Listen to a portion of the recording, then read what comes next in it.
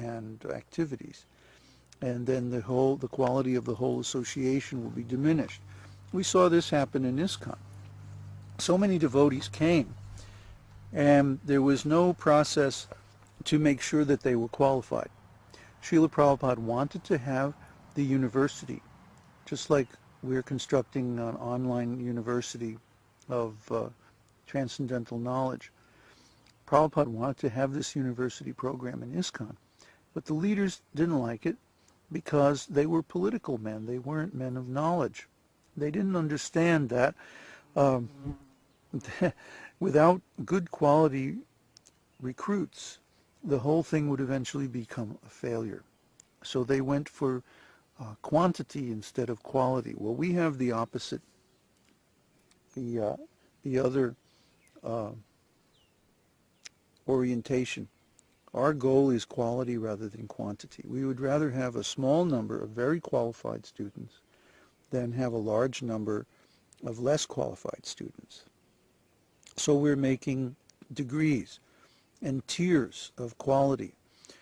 So someone who reaches the bhakta stage, the bhakta level, they're allowed to associate with our community intimately.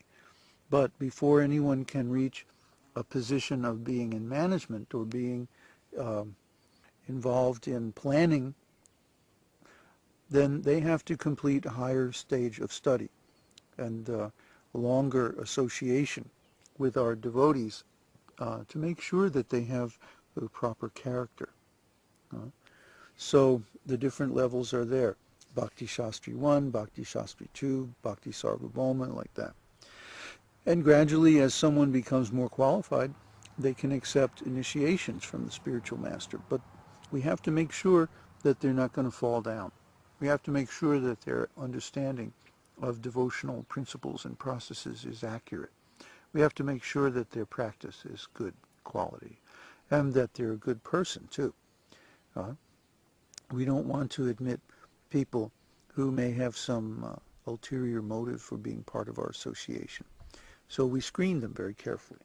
All this means that we accept fewer disciples, but those disciples are of much higher quality than other groups. Similarly, to continue reading, a bona fide spiritual master has no business reading many books simply to show his proficiency or to get popularity by lecturing in different places. One should avoid all these things. It is also stated that a sannyasi should not be enthusiastic about constructing temples. We can see in the lives of various acharyas in the line of Sri Chaitanya Mahaprabhu that they are not very enthusiastic about constructing temples. However, if somebody comes forward to offer some service, the same reluctant acharyas will encourage the building of costly temples by such servitors. For example, Rupa Goswami was offered a favor by Mahārāj Nimi, the commander-in-chief of Emperor Akbar, and Rupa Goswami instructed him to construct a large temple for Govindaji, which cost vast amounts of money. So a bona fide spiritual master should not personally take any responsibility for constructing temples. But if somebody has money and wants to spend it in the service of Krishna, an acharya like Rupa Goswami may utilize the devotee's money to construct a nice, costly temple for the service of the Lord. So this is our mood also. We don't want to get involved in complicated projects costing a lot of money and requiring so much time and effort for management. We would rather spend our time on chanting the holy name and consulting and advising people who are engaged in management. So if someone has management capability or talent, then he can certainly serve in this way. And we have no objection. But we ourselves should not get involved. When I say we, I mean the brahmanas. Brahmanas and sannyasis should maintain an advisory role in society, and others should do all the managerial tasks, kshatriyas and vaishyas, like that. If such money is utilized by unqualified spiritual masters for living comfortably in costly temples without actually doing any preaching work, this is not acceptable. In other words, a spiritual master needn't be very enthusiastic for constructing temple buildings simply in the name of so-called spiritual advancement. Rather, his first and foremost activity should be to preach. In this connection, Srila Bhaktisiddhanta Saraswati Goswami Maharaj recommended that a spiritual master print books. If one has money, instead of constructing costly temples, one should spend his money for the publication of authorized books in different languages for propagating the Krishna consciousness movement. Of course, now books are passé. Nobody reads books anymore. So we would rather say that we would concentrate our resources on creating multimedia, these recordings, videos, online conferences, and so on. Nobody reads books anymore. They don't have time. The powers that be have made everyone so poor, turned them into slaves, and so they have no time for reading books or making their lives better. It's a rare person that will take the time to seriously study anything these days. So we have to reach people where they are, and the best way is by YouTube videos and like that. This is the best thing that we should do. Rather than building a big temple and then just sitting there and eating and sleeping, that's not very good. Rather, we should put all our energy into preaching. And somehow or other, Krishna will make everything else very nice for his devotees, but that shouldn't be our focus. We see in these big organizations that the head men live very opulently, more opulently than any householder, actually. Instead of just being a simple sannyasi and preaching, they become managers. And then they get caught up in all these affairs of money and power, politics and diplomacy. And we don't like this at all. We don't like this mood at all. Simply preach and let Krishna manage everything. And he'll send the people and resources that we need.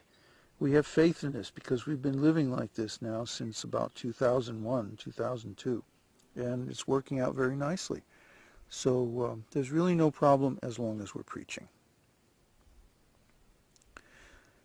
Straightforwardness in ordinary dealings and equilibrium in loss and gain. There is a statement in the Padma Purana. Persons who are engaged in Krishna consciousness should never be disturbed by some material gain or loss. Even if there is some material loss, one should not be perturbed, but should always think of Krishna within himself. The purport is that every conditioned soul is always absorbed in thinking of materialistic activities.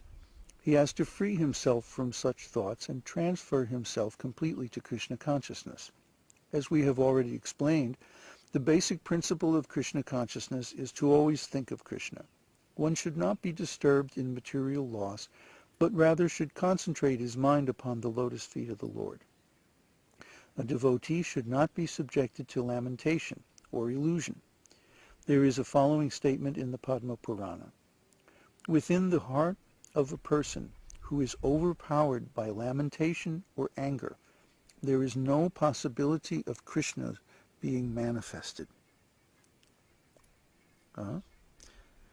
So this is why the first instruction of Krishna in Bhagavad-gītā is, do not lament. Yeah, there's so many problems in the world, so many difficulties in life, so many ups and downs.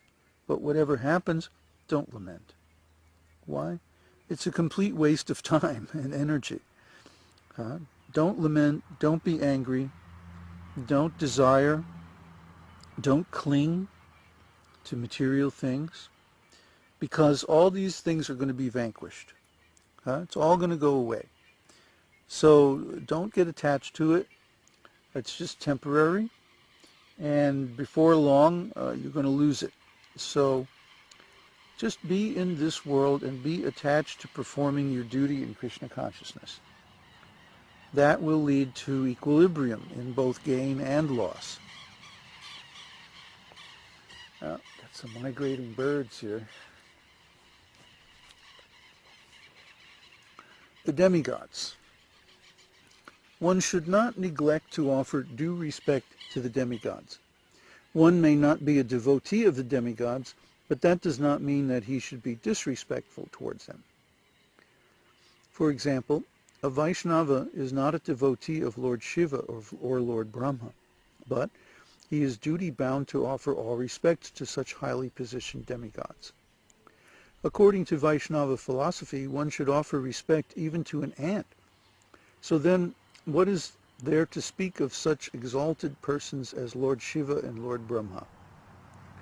In the Padma Purana it is said, Krishna, or Hari, is the master